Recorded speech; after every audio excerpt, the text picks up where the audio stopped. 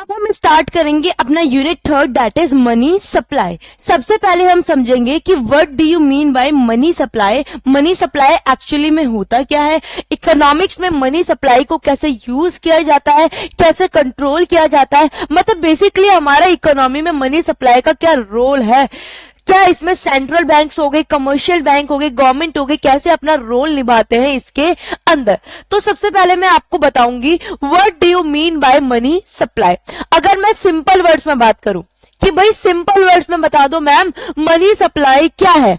Money supply मतलब कि भाई मार्केट के अंदर या फिर इकोनॉमी के अंदर एक पॉइंट ऑफ टाइम में अगर हम अपने पैसे को काउंट करते हैं जो लोगों के हाथ में है, ध्यान रखना मैंने क्या बोला, जो लोगों के हाथ में है उसी को हम बोलेंगे मनी सप्लाई। कि भाई एक पॉइंट ऑफ टाइम में आपके पीपल्स के हाथ में कितना पैसा है, that is called the money supply. क्योंकि हम क्यों बोल रहे हैं लोगों के हाथ में, क्योंकि हमें पता है मनी सप्लाई मतलब ये नहीं कि कितना आपने प्रोडक्शन किया मनी का, नहीं, ये बहुत अलग कॉन्सेप्ट है। हमें पता है मनी सप्लाई मतलब कि मार्केट में कितना पैसा आया, मार्केट में कितना पैसा आया जो पैसे को इश्यू कर रहे, चाहे वो हमारे कौन हो गए, हमारे आरबीआई होगी that is called the central bank, या फिर हमारे commercial banks and the government का भी तो रोल होता है पैसे देने में। हमें इकोनॉमी के अंदर तीन जने हमें पैसा देते हैं, दैट इज सेंट्रल बैंक,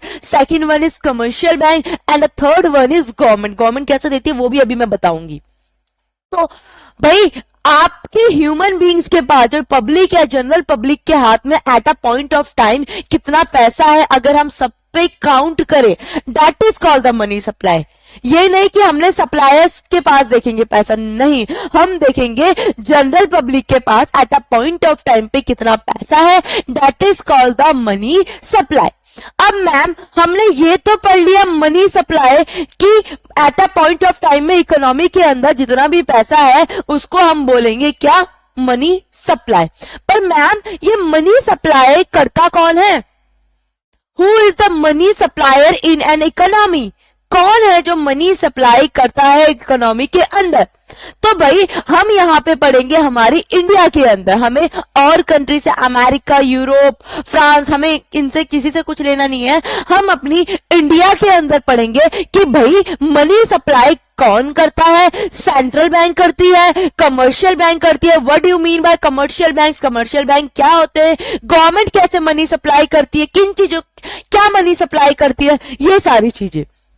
तो टू द पॉइंट पढ़ना, क्लियर करते हुए चलना कॉन्सेप्ट, क्योंकि बहुत ज्यादा इंपॉर्टेंट है मनी सप्लाई का कॉन्सेप्ट, क्योंकि बच्चे तो कंफ्यूज होते हैं बहुत ज्यादा इसी टॉपिक में, क्योंकि मनी में और कोई चैप्टर तो नहीं, और कोई कॉन्सेप्ट तो नहीं है जो कंफ्यूजिंग है, बस ये और एक आगे है हमारा यूनिट 4 में that is quantitative theory of money, जो थोड़ा डिफिकल्ट माना जाता है for the students point of view. तो हम पहले वो पढ़ेंगे। Suppliers of money in Indian economy, Indian economy के अंदर कौन कौन मनी सप्लायर्स हैं। सबसे पहला, first one is central bank,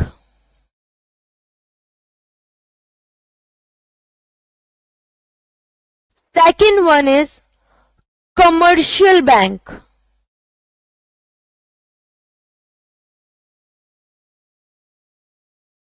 and the third one is, इसको हम टेबल फॉर्म में बना लेते हैं अपने,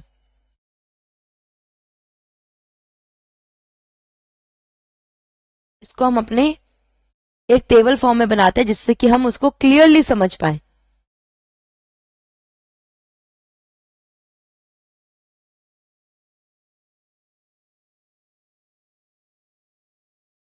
यहां पे हमारी central bank,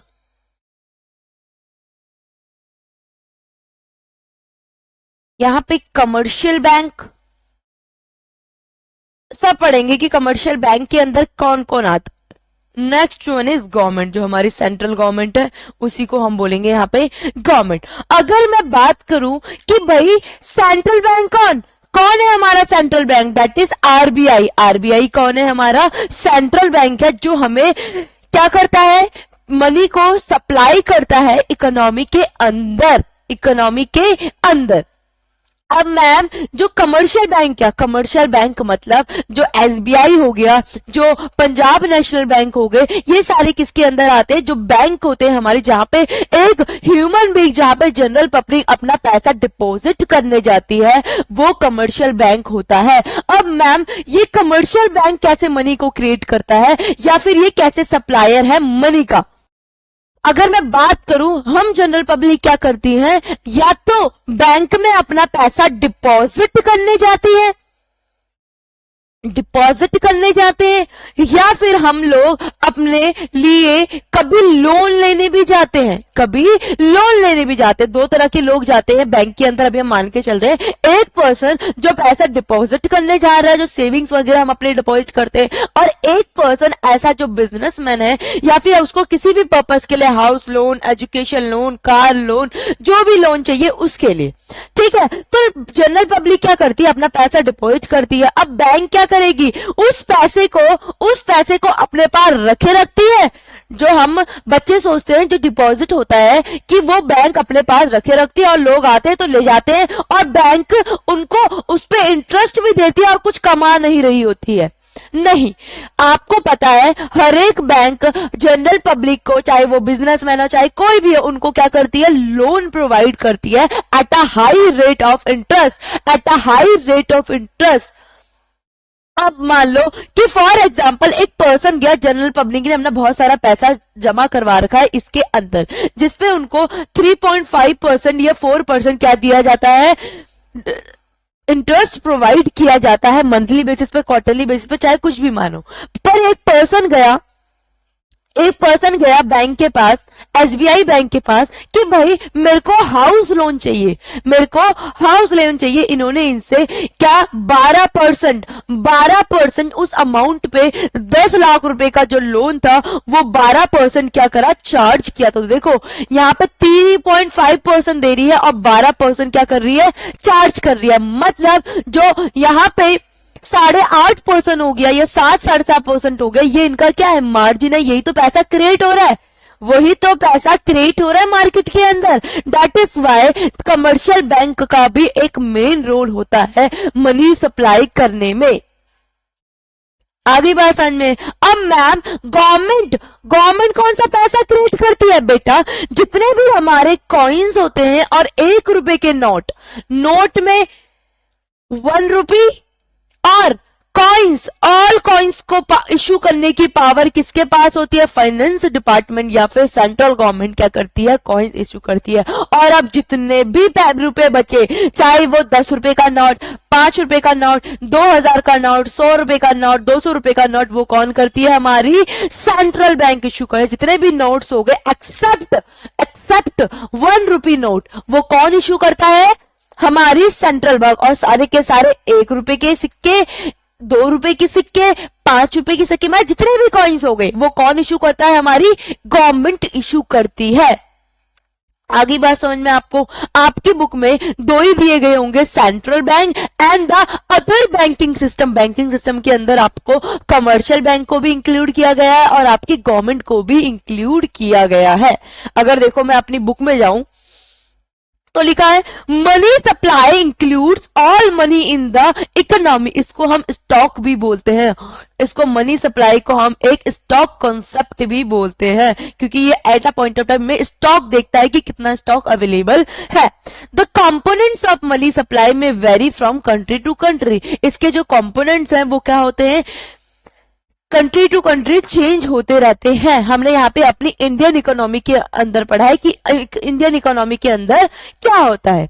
broadly speaking, money supply composes the following: country currency issued by the central bank, demand deposit created by the commercial bank. और demand deposit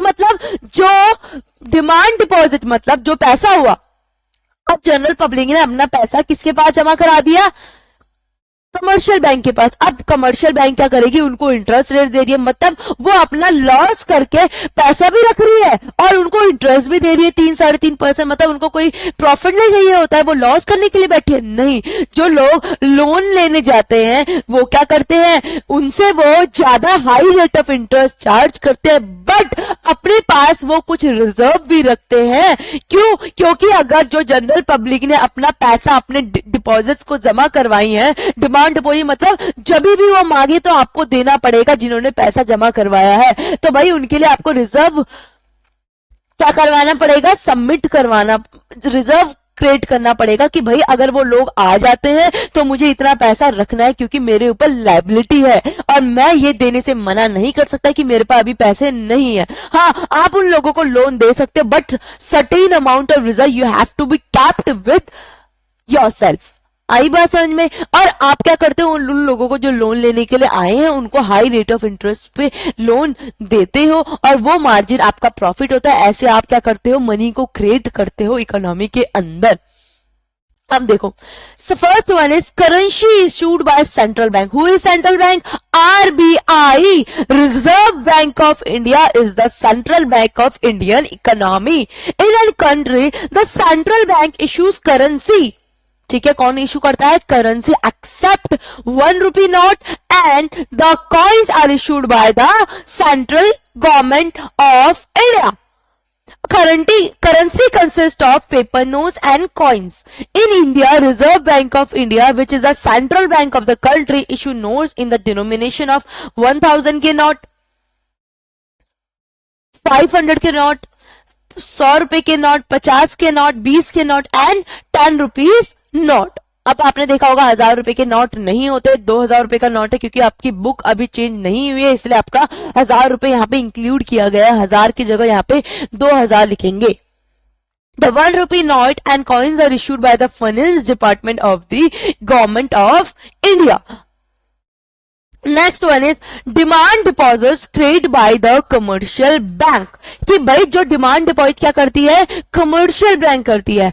bank deposits are a prominent component of money supply. Commercial bank create credit क्या करती है, credit create कर दिया from the primary deposit. Primary deposit लोगों ने अपना पैसा सेविंग क्या करवा रखी है, सबमिट करवा रखी है of money received from the public. Credit is credit in the form of deposit called derived on secondary deposit. और जो पैसा आया है उनको क्या करती है, वो क्रिएट करती रहती है, लोन प्रोवाइड करती है at a high rate of interest.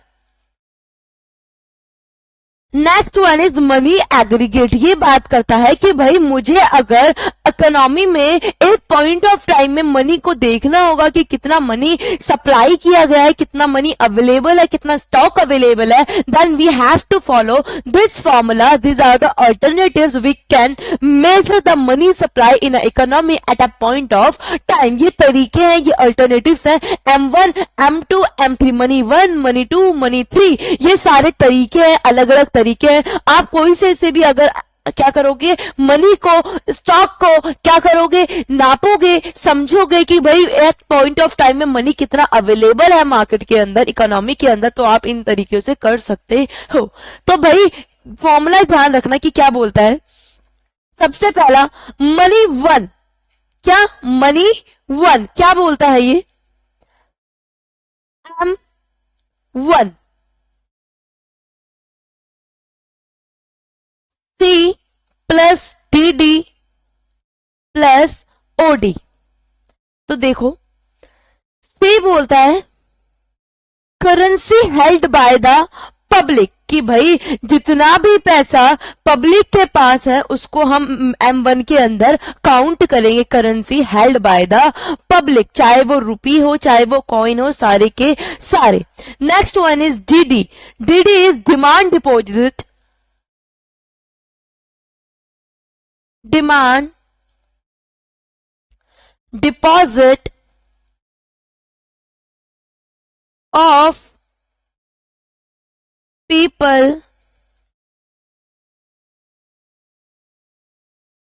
with the commercial bank जितना भी पैसा लोगों का एज अ डिमांड डिपॉजिट का है सबमिट है कमर्शियल बैंक के पास, जो वो क्रिएट करेंगी, मतलब जो भी प्राइमरी डिपॉजिट है हमारे पास किसकी, जनरल पब्लिक की, वो इसके अंदर आएंगी। Second one is OD. OD मतलब अदर डिपॉजिट। अदर डिपॉजिट क्या इंक्लूड करता है? अदर डिपॉजिट मतलब क्या क्या अदर डिपॉजिट? अदर डिपॉजिट के अंदर थ्री टाइप की डिपॉजिट होंगी, थ्री टाइप की डिमांड डिपॉजिट होंगी। किन किन लोगों की? एक तो हो गया हमारा financial institution, financial institution, foreign banks,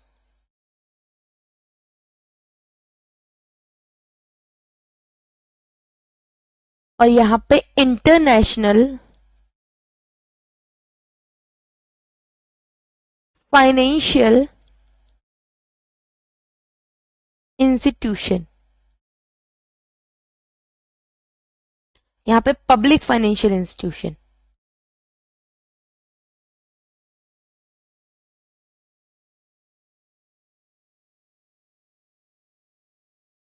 अब इन लोगों का जो भी पैसा जमा है हमारी आरबीआई के पास, वो that is the other deposit. Ma'am public financial institution कौन है? जैसे नबार्ड। नबार्ड का जो भी पैसा हमारी आरबीआई के पास सबमिट है और वो जब चाहे मांग सकती है, that is called the other deposit. Foreign banks या फिर फॉरेन गवर्नमेंट का, फॉरेन गवर्नमेंट का जो भी पैसा हमारे पास सबमिट है, that is also a deposit made with RBI and the international financial institution. हम बोलेंगे जैसे इंडियन मॉनेटरी फंड या फिर वर्ल्ड बैंक का जो भी पैसा उन्होंने किसके पास, आरबीआई के पास जमा करवा रखा है, that is called the money in other deposit. ये पैसा उन्होंने क्या कर रखा है, अपने आरबीआई के पास इश्यू करा रखा है, सबमिट करवा रखा है, हम उसको अदर डिपॉजिट के अंदर इंक्लूड करेंगे। अभी बात समझ में? M plus CC plus OD. M मतलब भाई मनी वन के अंदर हम किन किन चीजों को इंक्लूड करेंगे? मनी वन के अंदर सबसे पहला currency held by the public, जो करेंसी पब्लिक के पास है, जो पैसा हमारी कमर्शियल बैंक के पास है। Third one is other deposit. Other deposit के अंदर हमने पढ़ा फाइनेंशियल इंस्टीट्यूशन का पैसा, फॉरेन गवर्नमेंट का पैसा और अदर इंटरनेशनल फाइनेंशियल इंस्टीट्यूशन, उनका जो पैसा है अगर वो आरबीआई के पास है, वो भी हम मनी सप्लाई के अंदर, मनी वन के अंदर क्या करेंगे, इंक्लूड करेंगे।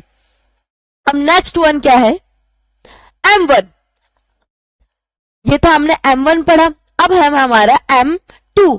M2 क्या बोलता है कि M1 तो है, M1 तो है हमारा, करेंसी की बात करें held by the public, demand deposit held by the commercial bank और अदर डिपॉजिट, ये तो है ही है। साथ में time liability portion of saving deposit with banks की, ऐसा पोर्शन जो बैंक के पास क्या है, सबमिट है for the certain period of time, for the certain period of time.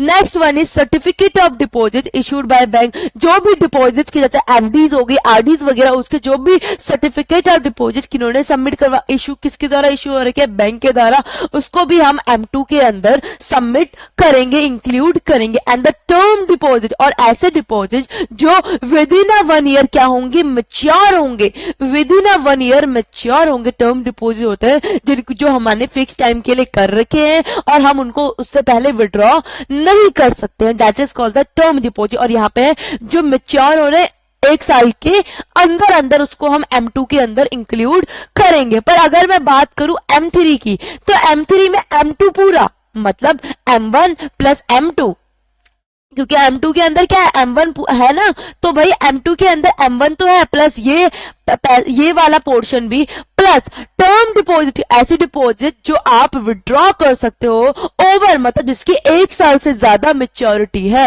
ऐसी डिपॉजिट जिसको आप, जो फिक्स टाइम के लिए है, जिसको आप पहले मेच्योर नहीं कर पाओगे, पर कैसी है वो 1 साल से ज्यादा वाली है। मतलब M3 के अंदर 1 ईयर से नीचे वाली भी आ गई और 1 ईयर से ज्यादा वाली भी आ गई। एंड प्लस कॉल या टर्म बोरोविंग्स, और जो बैंक ने जो भी बोरोविंग्स कर रखी है सर्टेन पीरियड ऑफ टाइम के लिए, ऑल्सो कंक्लूडेड इन M3। ये हमारे तीन अल्टरनेटिव है, M1, M2 and M3. M1 C plus GD plus OD. Next one is M1 plus time liability of saving deposit और certificates of deposit and the next one is term deposit within 1 year. पर मैं अगर बात करूं M3 के अंदर M2 मतलब M1 भी आ गया और M2 भी आ गया plus term deposit over 1 year और जो भी बोरोविंग से किसकी हमारी कमर्शियल बैंक्स की वो भी इसके अंदर इंक्लूड की जाएगी.